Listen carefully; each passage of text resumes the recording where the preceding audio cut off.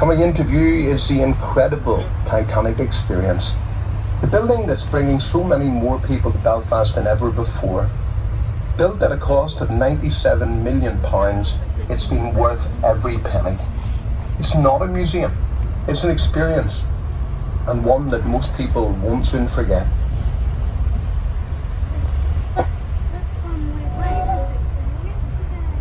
Welcome on board if you are joining or rejoining us here. The large red brick building on our left is the original offices of Harland and Wolff. Behind this building, Titanic and Olympic were built side by side. When launched, the Titanic It is used by film companies like Universal Studios and was recently used in the HBO series Game of Thrones. Game of Thrones has done a great job in showcasing Northern Ireland's beautiful scenery, as much of the outdoor scenes are filmed on the beautiful North Antrim coast on the route up to the Giant's Causeway. The Tom Hanks produced movie City of Ember was also filmed at Titanic Studios. Tom Hanks and Bill Murray came here after scouring Europe for a set big enough to build the entire City of Ember set inside.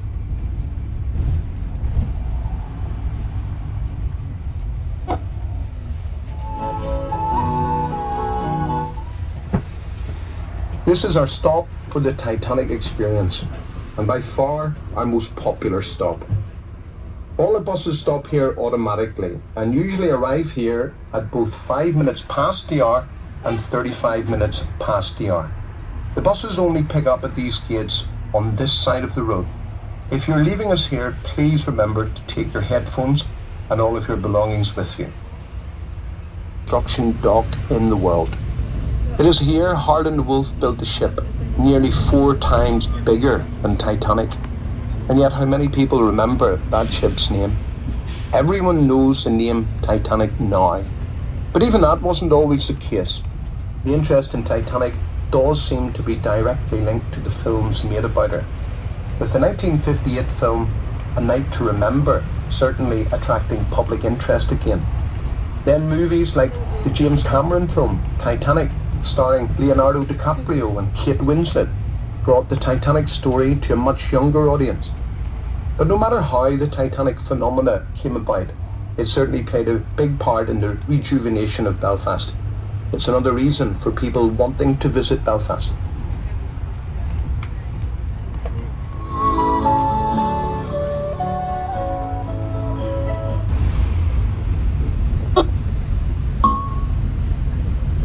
We're about to cross Queen's Bridge, which was opened in 1849, the year that Queen Victoria chose to visit Belfast. It was hoped that she would grant Belfast the honour of city status, in recognition of Belfast's remarkable industrial development in the first half of the 19th century. But she only stayed in Belfast for 4.5 hours, and in her haste to leave, she forgot, or probably never intended, to grant Belfast the city status it so craved. Belfast would have to wait nearly 40 years before becoming a city in 1888. To the left of the bridge you will see the Waterfront Hall, one of Europe's leading auditoriums and conference centres. At the end of the bridge, the metal sculpture of a woman holding a large ring in the air is called the Beacon of Hope, symbolising the harmonisation of all the world's cultures. When it was brought to Belfast, it acquired a few nicknames, such as Nula with the hula, or the thing with the ring.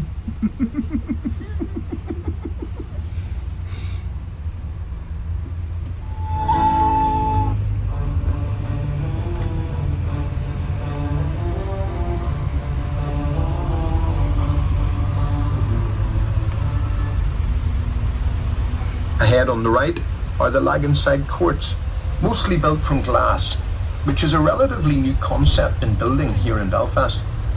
If you see a building built from glass here, you can be pretty sure it was built after 1998. Prior to that, you wouldn't dare.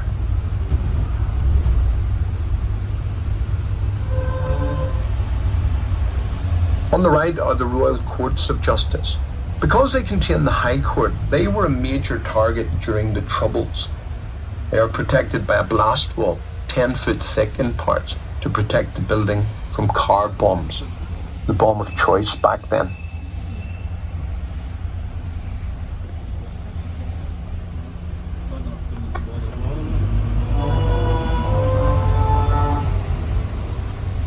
We are now approaching our stop for St. George's Market. This market was recently voted the best indoor market in the British Isles by the Indoor Markets Association of the British Isles. The market is open on Fridays, Saturdays and Sundays. If you are leaving us here, please remember to take your headphones and all of your belongings with you. Welcome on board if you are joining or rejoining us here. The City Hall, coming up ahead on the right, was built in 1906 to show off to the world how successful industrial Belfast had become. The City Hall is decorated inside with 4 types of Italian marble and is surrounded by statues of men that brought Belfast into its industrial era. There is also a statue of Queen Victoria. The brick used for the building is Portland stone, and the City Hall has recently been restored to its former glory. Free walking tours of the building are available. For more information about tours around the City Hall, call in to the Irish Tour Tickets office located opposite the Grand Opera House. The back of the City Hall forms the traditional business district of the city and is known as the Linen Quarter, whilst the front of the City Hall faces the many shopping outlets of Belfast. Beside the City Hall are 2 Titanic memorials, which is where locals commemorate the loss of Titanic.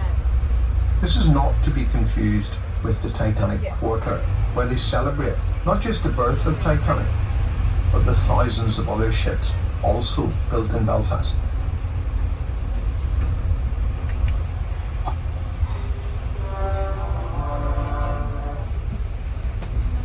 We are approaching our stop for the Irish Tour Tickets Tourist Information Centre, the Crown Bar, the Europa Hotel, the Grand Opera House and the bus and train stations.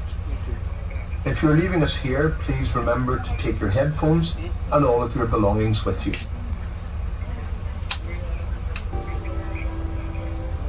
We'll see you back in 1 hour.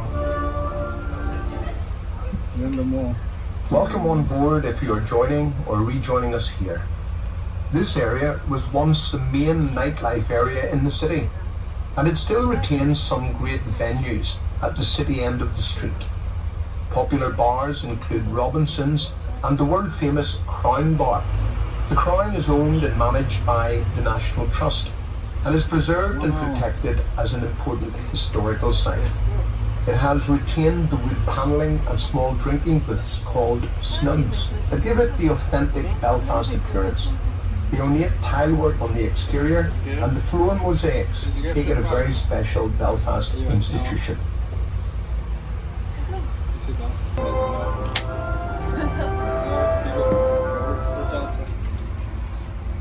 Facing the Crown stands the Europa Hotel.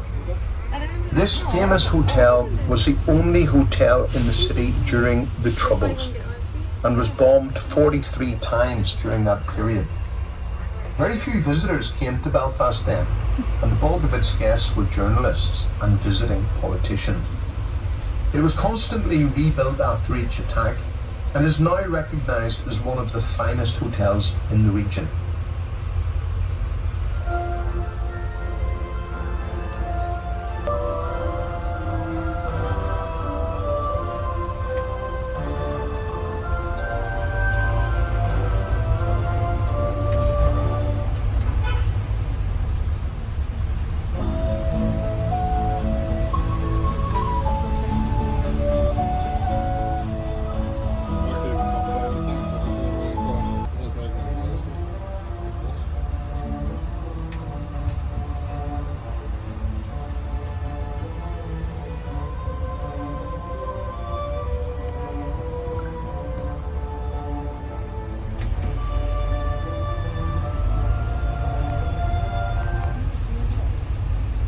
We're coming into what's become known as the Golden Mile.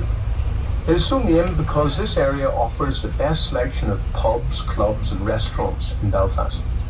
Some of the pubs have very strange names, but this is all part of the area's charm.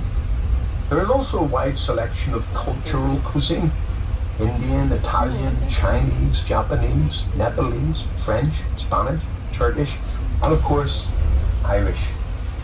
Don't leave Belfast without having treated yourself to an Ulster fry-up, sometimes called a heart attack on a plate. Eating out in Belfast is particularly good value if you take advantage of the many early bird menus on offer. This part of Belfast has benefited greatly from the increase in tourism.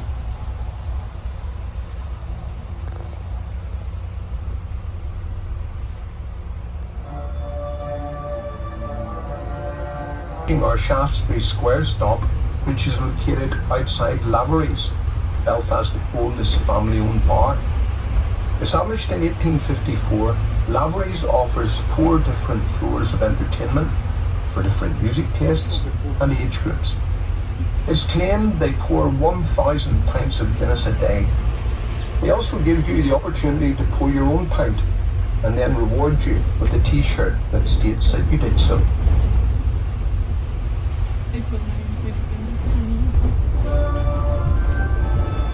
If you're joining us or rejoining us here, further ahead on the left is Queen's University Belfast, opened in 1849 as Queen's College Belfast.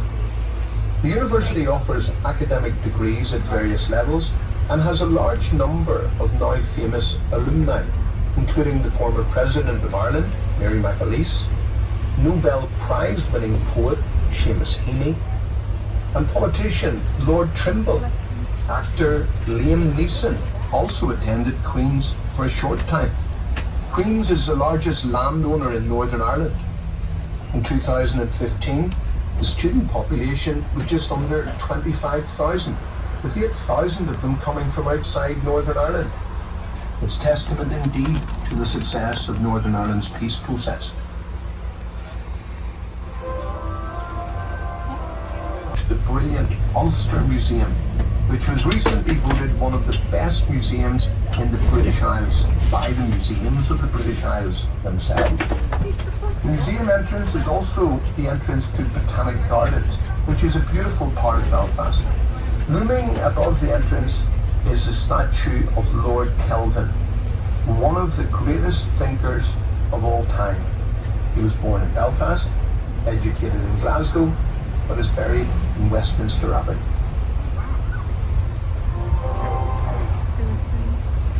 In the early 19th century, this was the outskirts of Belfast. But with the population growth in 1969, climate, with often windy conditions and rainfall throughout the year, the city frequently does, however, benefit from milder temperatures than other parts of the world at similar latitudes, due to the effect of the Gulf Stream. There is significant rainfall here. On average, it rains for 157 days of the year. Average temperatures range from 1 degree Celsius on a winter's night to 19 degrees Celsius on a summer's day. Did you know that there is still a law in place forbidding the export of potatoes from Northern Ireland? According to the Marketing of Potatoes Act 1964, a constable may seize and may retain in custody any potatoes which are being or which are suspected by such an officer or constable of being sent out of Northern Ireland. So don't go sneaking any spuds out in your suitcase or you could be in trouble.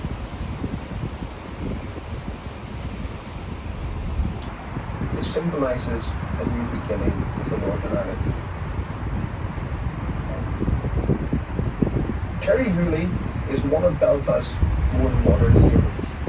He opened a record shop called Vibrations in 1978 during the height of the Troubles. The community was at the height of its sectarian conflict. He encouraged local music and the then growing punk rock movement.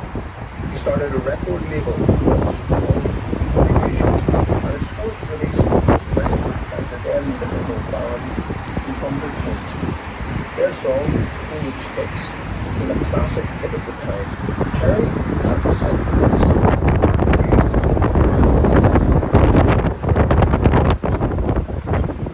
generosity and spirit of defiance was finally celebrated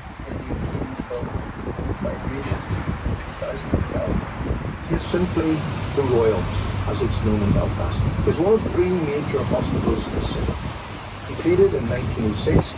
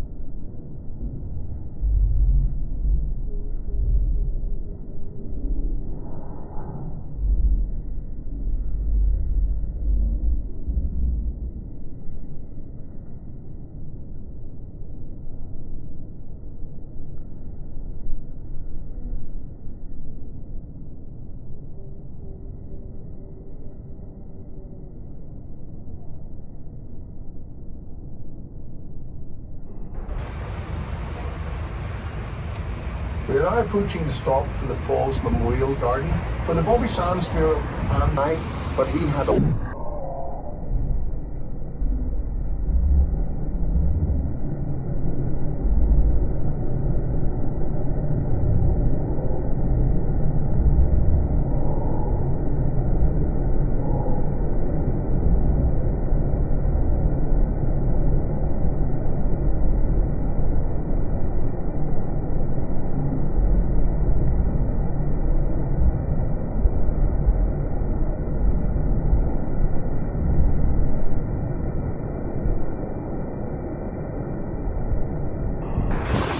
Graphic mural depicting the aftermath of some of the bomb attacks that happened in this area. There are some very disturbing images within this mural. 90% of all the bomb attacks that took place during the Troubles took place in Belfast. Because of this, within the heartlands of Belfast itself, it believed to be ostracised by known family for life. But now, because of the Good Friday Agreement, people are returning to Belfast. Many of the more affluent areas are where the two religions live together harmoniously, if admittedly sometimes in anonymity. Now, thankfully, religion is no longer a barrier to friendship. If you're leaving us here, please remember to take your headphones and all of your belongings with you.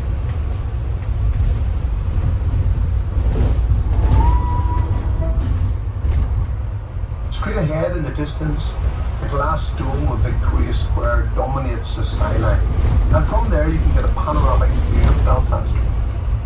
Belfast really is a beautifully situated city, and few cities can claim a backdrop as beautiful as the Belfast Hills. Ahead on the left, on the north transept of the St Anne's Cathedral, is the largest Celtic cross in Ireland.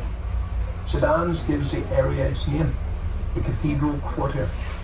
It's fast becoming Belfast's new nightlife centre for those people with a little more money than most, and contains some of the most interesting non-political murals of some of Ireland's most famous characters.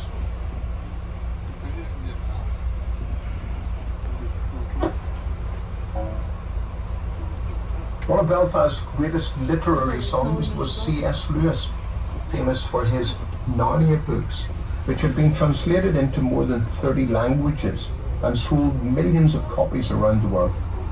And Lucy first discovers Narnia in The Lion, the Witch and the Wardrobe. She sees Mr. Tumnus standing by an old lamppost. It is said this lamppost was inspired by one on the driveway to Campbell College, which we pass on our tour. C.S. Lewis was great friends with J.R.R. Tolkien, writer of The Lord of the Rings, and they were both lecturing at Oxford University. Lewis was unfortunate to die on the same day as US President John F. Kennedy, so was not as honoured as he might have been when he died. However, in 2013, on the 50th anniversary of his death, a memorial was put up in his honour in Poets' Corner in Westminster Abbey in London.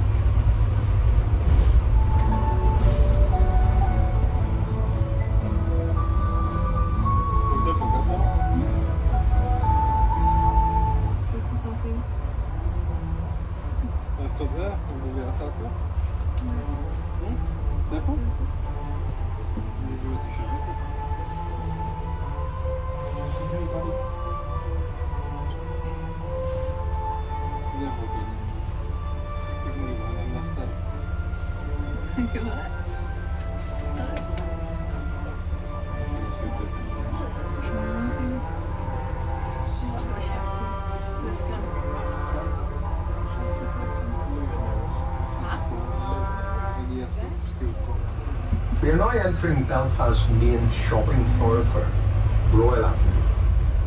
Royal Avenue was very badly damaged during the Belfast Blitz, and also a major target during the Troubles. It still, however, retains some of its Victorian past.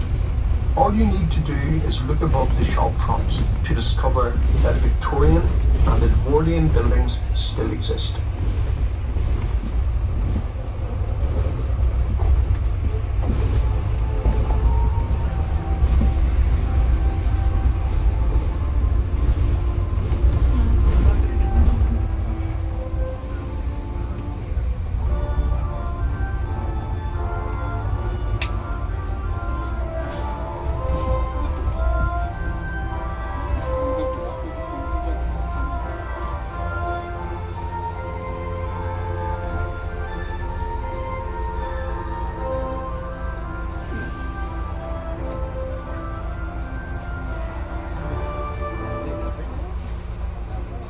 You're now at the end of our tour. We hope that you enjoyed the tour and that the weather has been in some way kind. If you have enjoyed the tour, please feel free to leave us a review on TripAdvisor.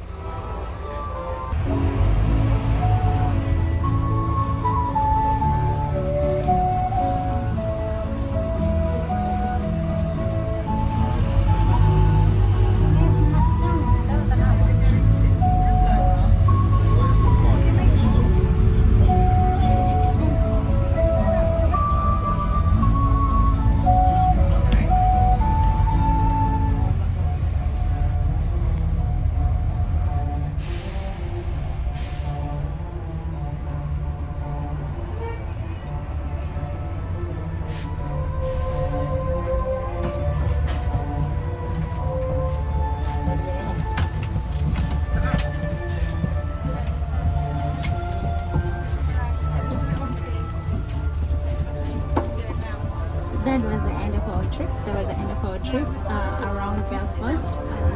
I hope you enjoyed the trip. Now you know what Belfast look like. So, let's go.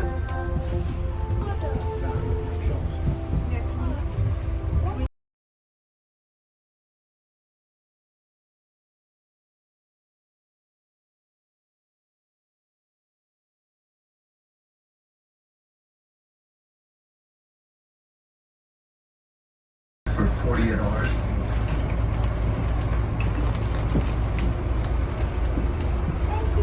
Thank you. You too.